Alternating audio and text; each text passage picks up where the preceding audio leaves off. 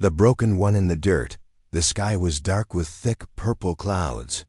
The storm howled like a wild animal, and the jungle shook with the sound of falling trees. James, a human field medic, struggled through the wet underbrush. His small ship had crashed hours ago, leaving him stranded on this unknown planet. His boots sank into the mud with every step. He was tired, cold, and covered in cuts, but he didn't stop. He needed to find food, clean water, and maybe shelter. The planet was alive with strange noises, screeches, roars, whispers in the trees. Suddenly, he heard something new, a cry. Not an animal, a voice.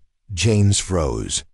The cry came again, weak, broken, and full of pain. Slowly, he followed the sound, pushing through thick vines and glowing blue flowers. Then he saw her. An alien girl. She was lying on the ground near a broken tree. Her body was thin and shining.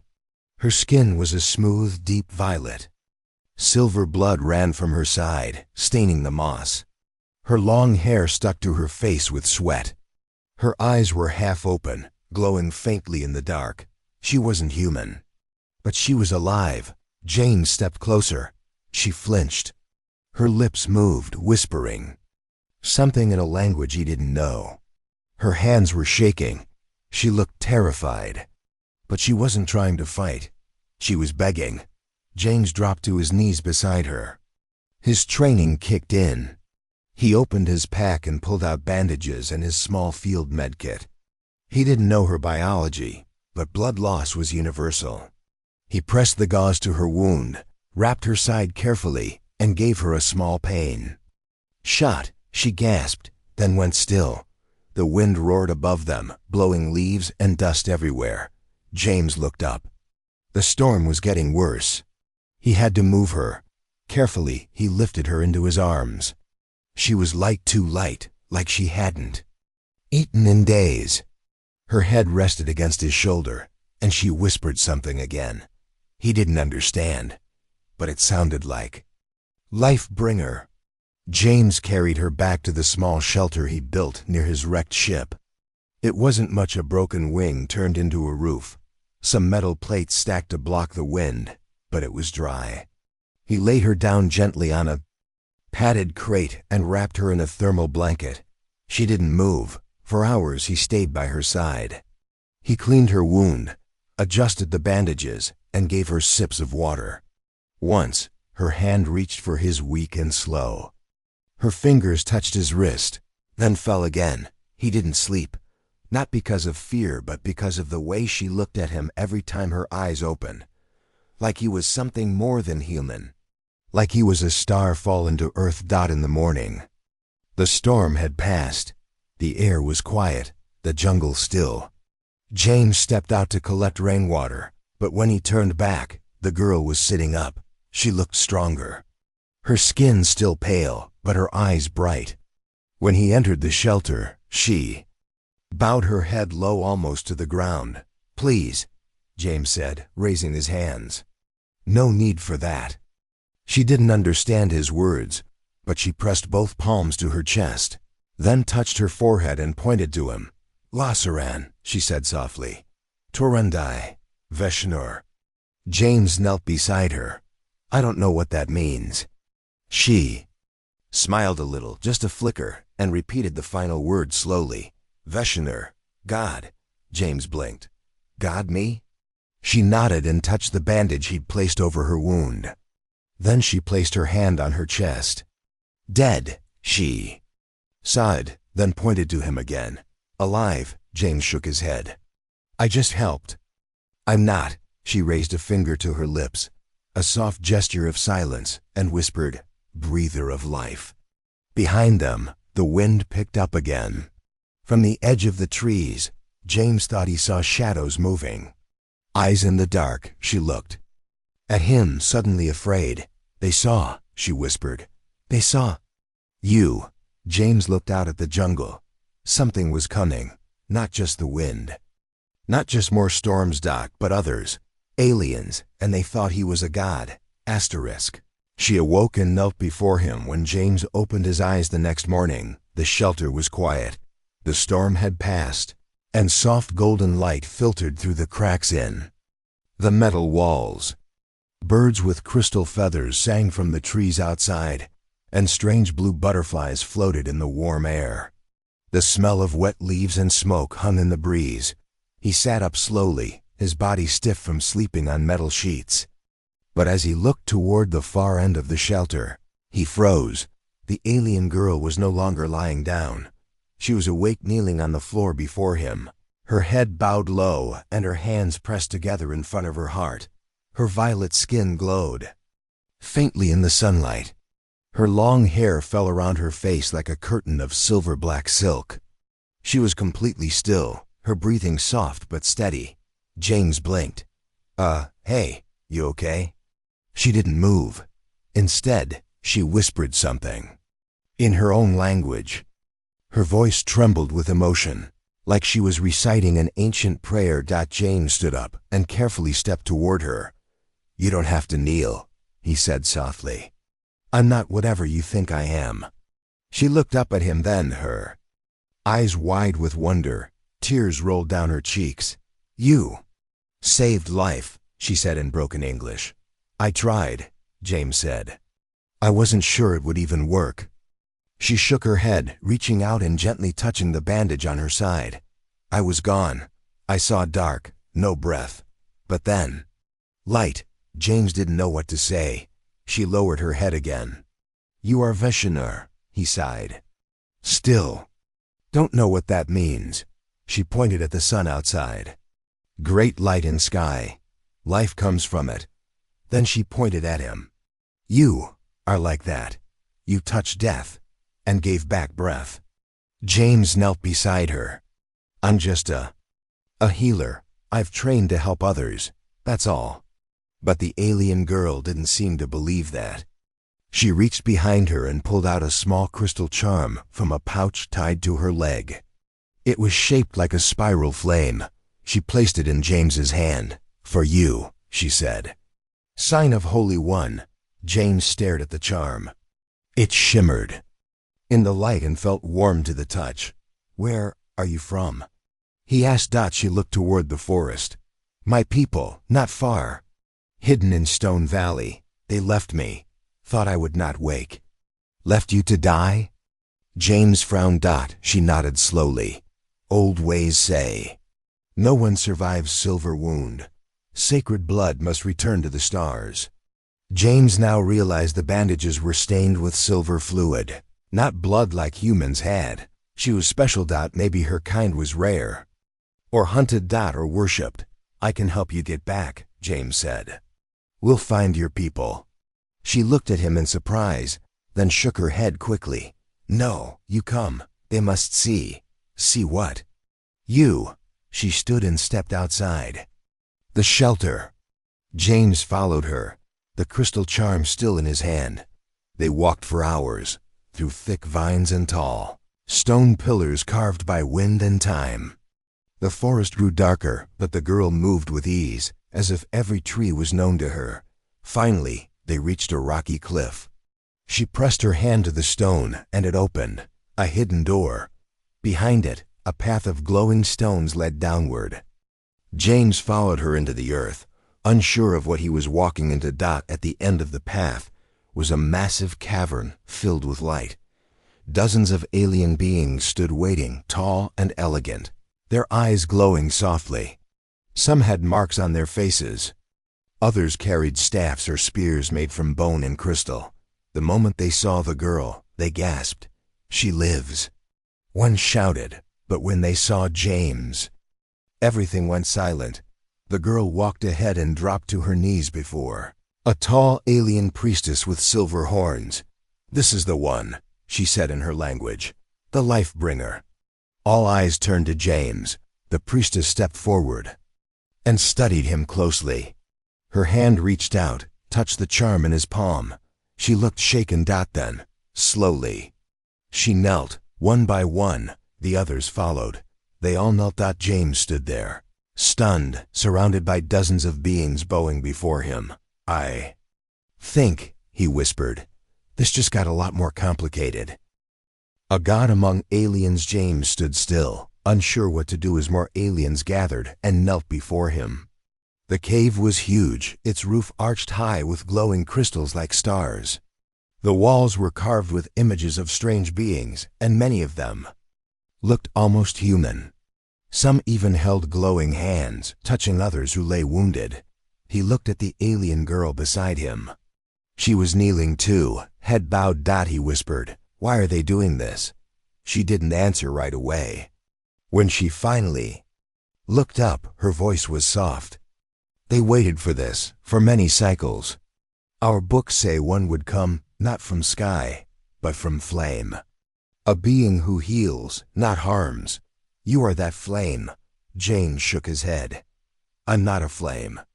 I'm not a god. I'm just a man who knows some medicine." But they didn't care. An older alien stepped forward. He had a long robe made of woven vines and feathers.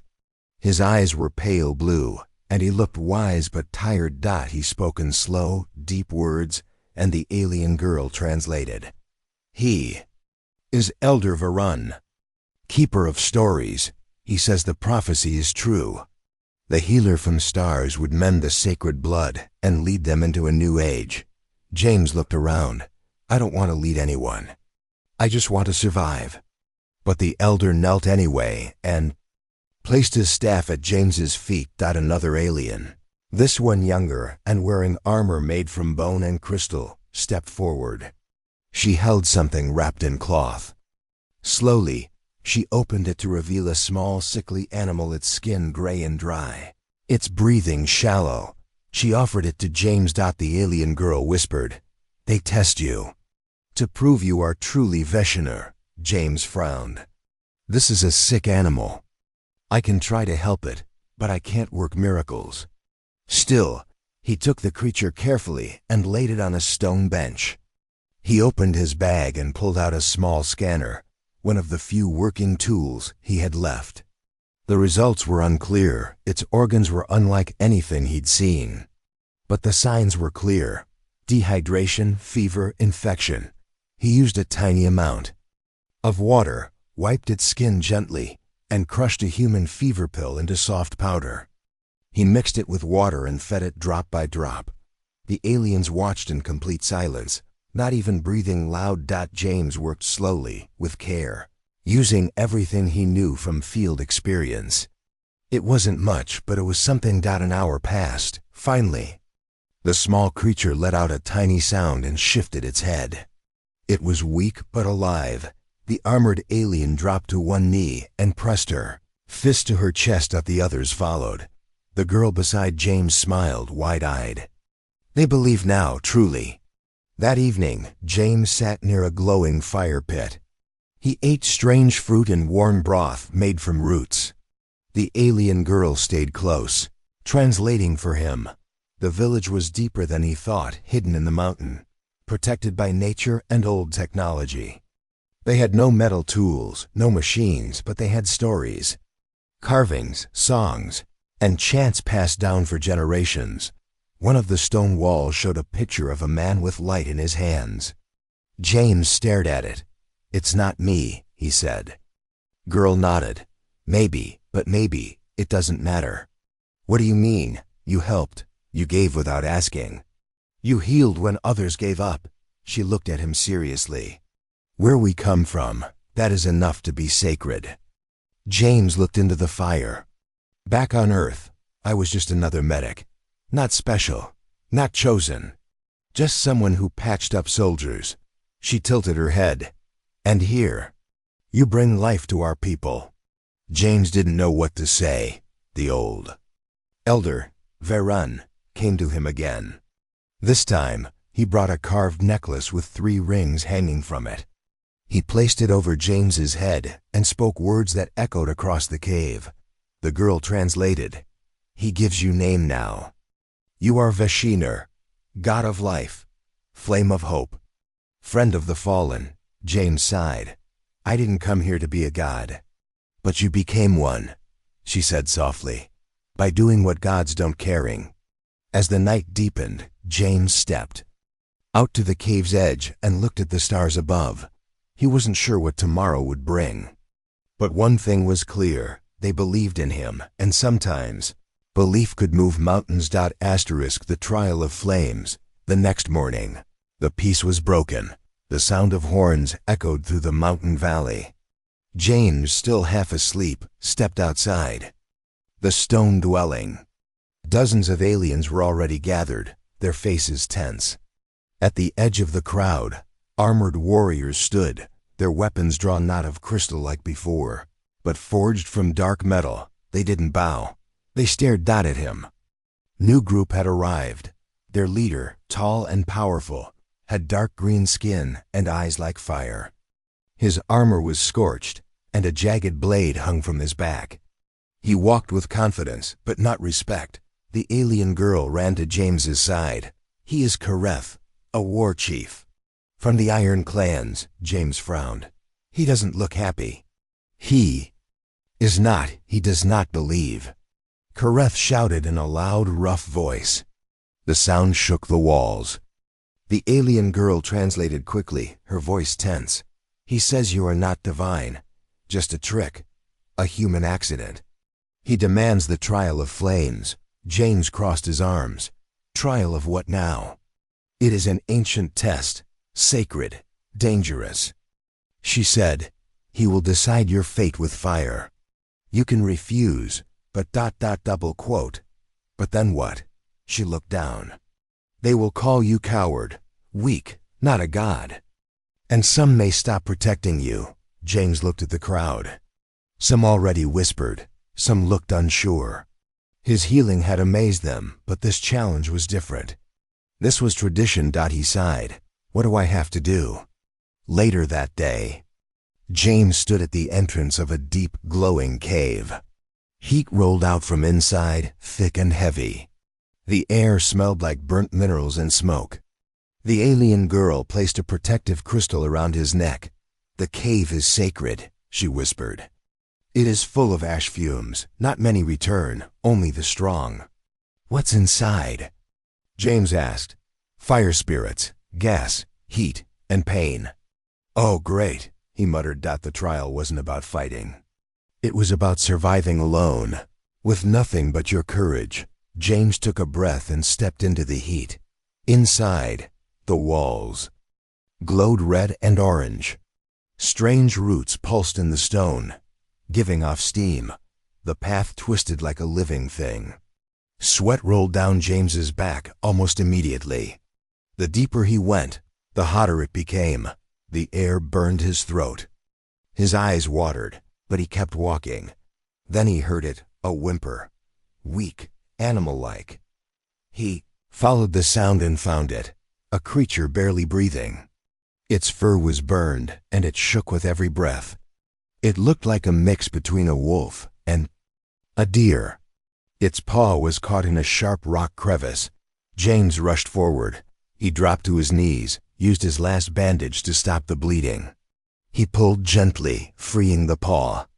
The creature moaned in pain. James took out a small water capsule from his belt and poured it into the creature's mouth. It blinked. Alive. But the cave rumbled. Suddenly collapsed. Stones crashed behind him. The path was blocked, thick smoke filled. The air. James coughed hard. He grabbed the creature, wrapped it in his coat, and began crawling. No light, no guide. Just instinct. He crawled for what felt like forever, the heat biting his skin. Until ... a breeze. Fresh air. Light. He stumbled forward and fell out of the cave entrance. The crowd gasped. James stood, burned, coughing, holding the creature in his arms. Kareth stepped forward, eyes wide. He didn't speak. The priestess raised her arms. The trial is complete. The fire has judged him.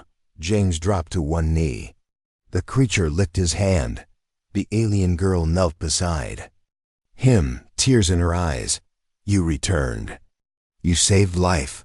Again. James gave a weak smile. Not a god, just stupid. She shook her head. No, brave. That night, no one questioned him. Not Kareth, not the warriors, not the priests. They saw what the fire saw. He did not run. did not fight for pride, but healed again, even when he was the one being tested. He passed the trial of flames not with power, but with heart.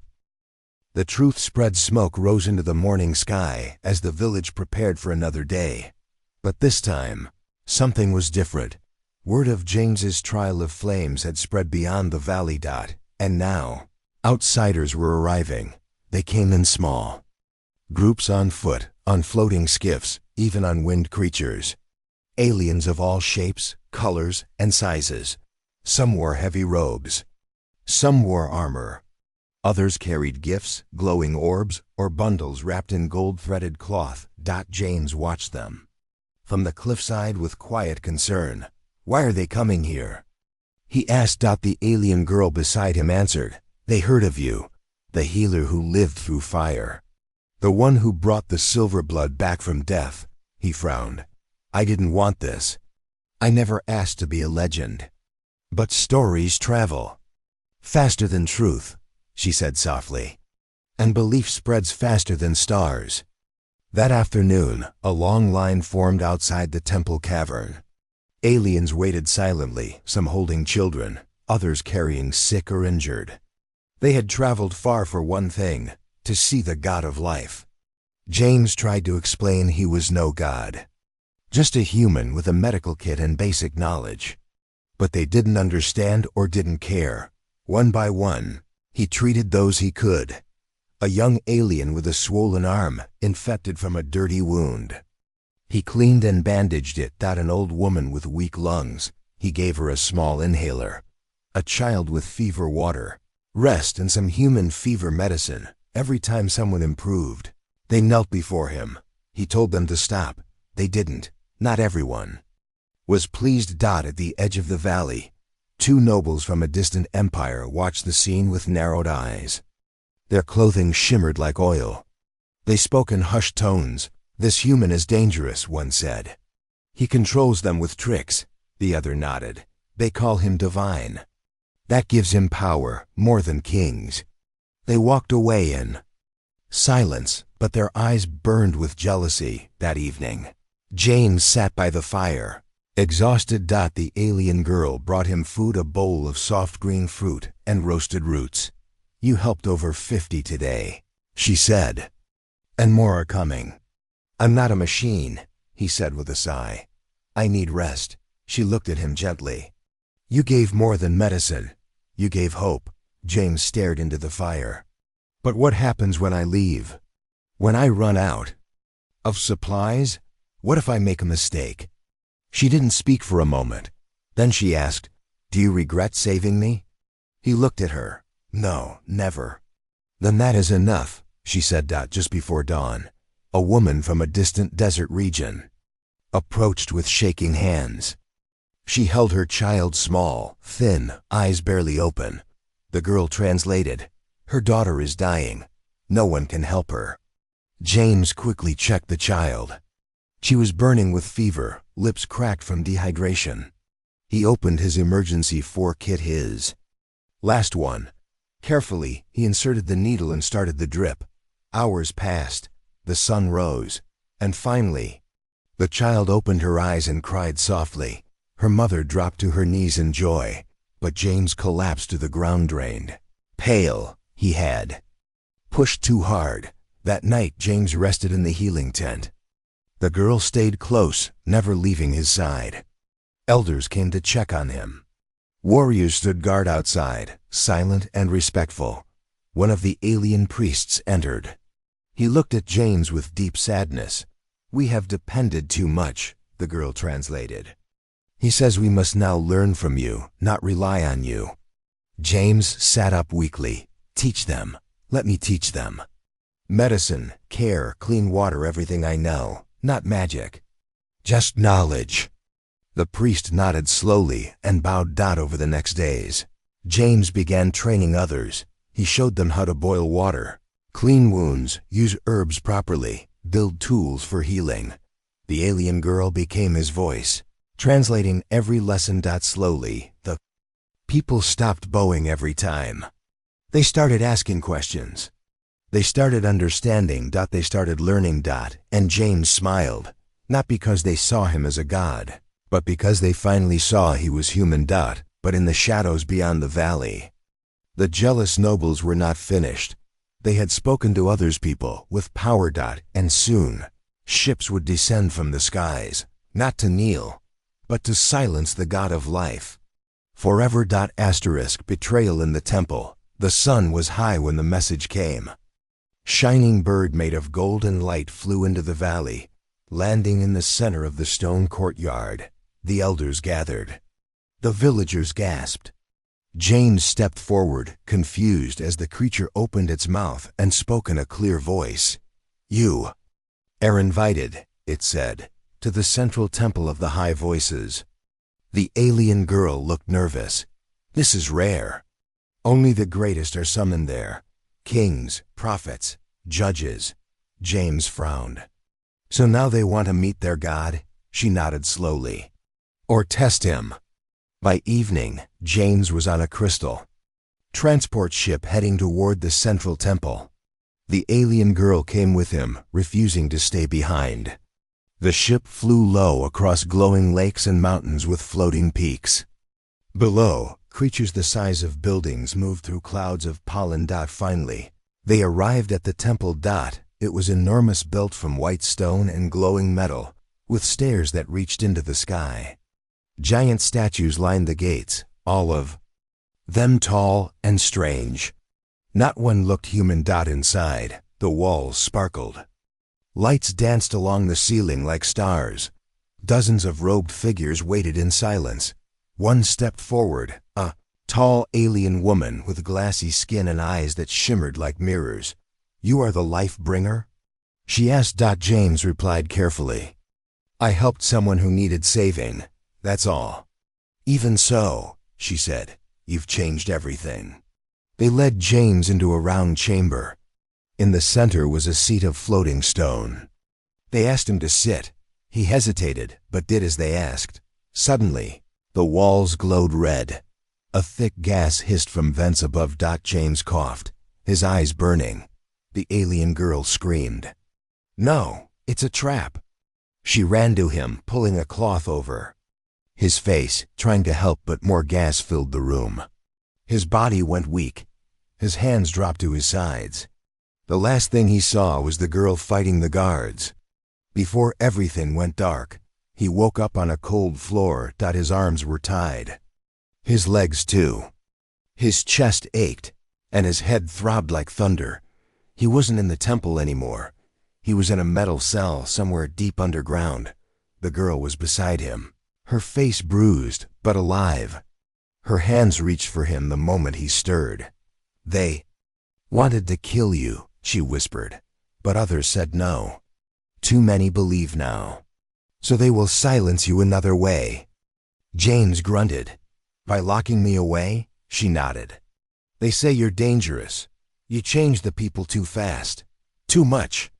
"I tried to help," James said weakly. "And that," she replied, "is what they fear." Hours later, the door opened. An alien noble stepped inside. The same one who had watched from the shadows in the valley. He didn't bow. "I warned them," he said. "Your ideas spread like fire, but now that fire will die." James stared at him. "You don't want healing?"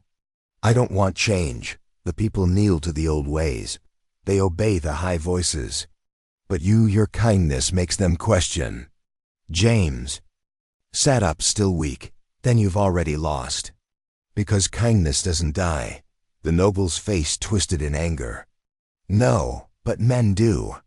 He turned and left.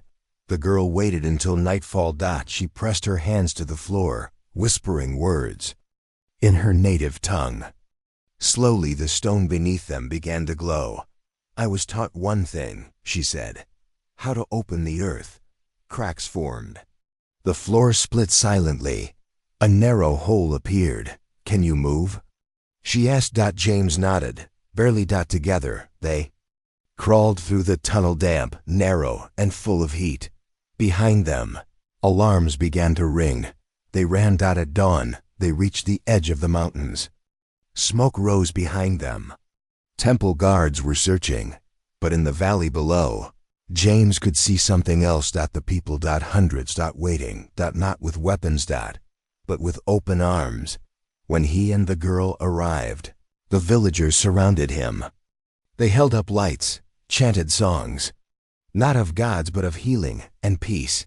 Elder Varun raised his hand. The old voices tried to bury him, but he rose. James stood before them, still sore, still weak. "I'm not your God," he said.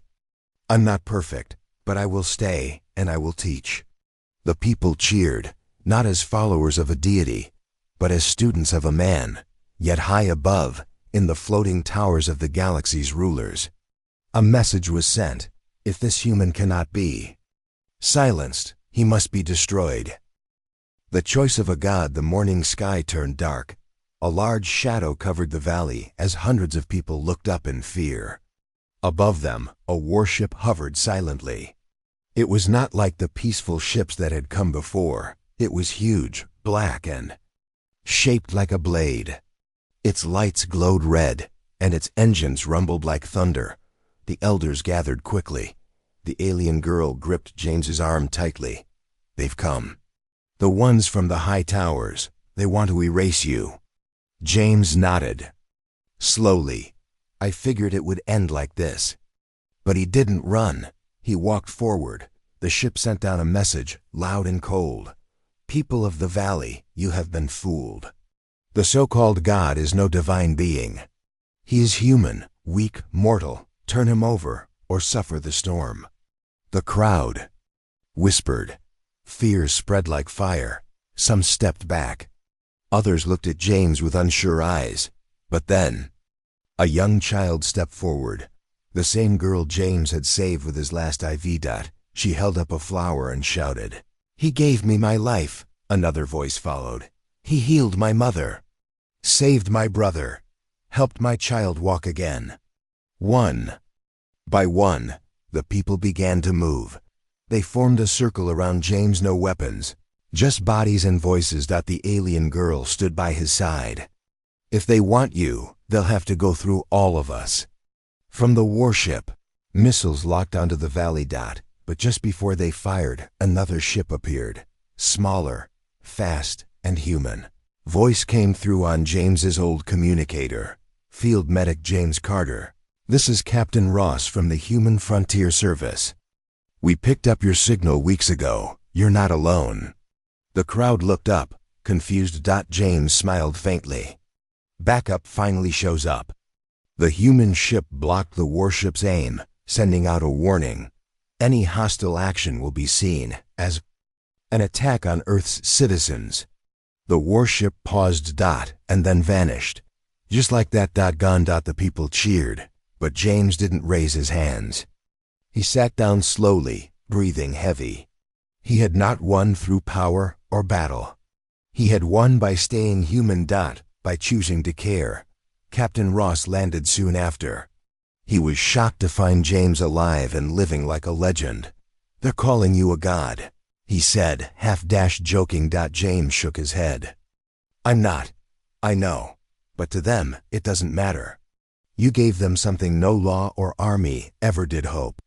Ross offered him a seat back to Earth, but James looked at the girl beside him. She was silent, watching the stars. He turned to the captain. "I think I'm staying." Ross raised a brow. "You sure? You'll be remembered here forever." "That's not always easy." James smiled. "I'm not staying to be remembered. I'm staying to build something." Weeks passed. The village changed. Small clinics were built. Water filters were shared. Fire herbs were mixed with human medicine. Children learned both old chants and earth. Science, warriors became protectors.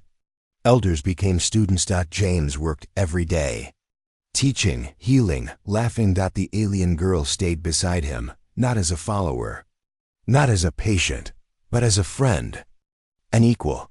One evening, as stars filled the sky, she asked, "Do you miss Earth?" James looked up. "Sometimes, but I think this is where I'm meant to be." She tilted her head. You didn't just bring life to me, James. You brought life to all of us, he chuckled. I didn't even know what planet I was on when I found you. And now? She asked. He looked around at the glowing valley, the distant singing, the laughter. Now, he said, I know exactly where I am. And so, the man who fell from the sky did not return to earth in glory. He stayed, not as a god, but as a healer, as a builder of peace. And in the songs of that world, long after he was gone, the people would whisper, he came with broken bones and empty hands, but left behind a world full of life. The end.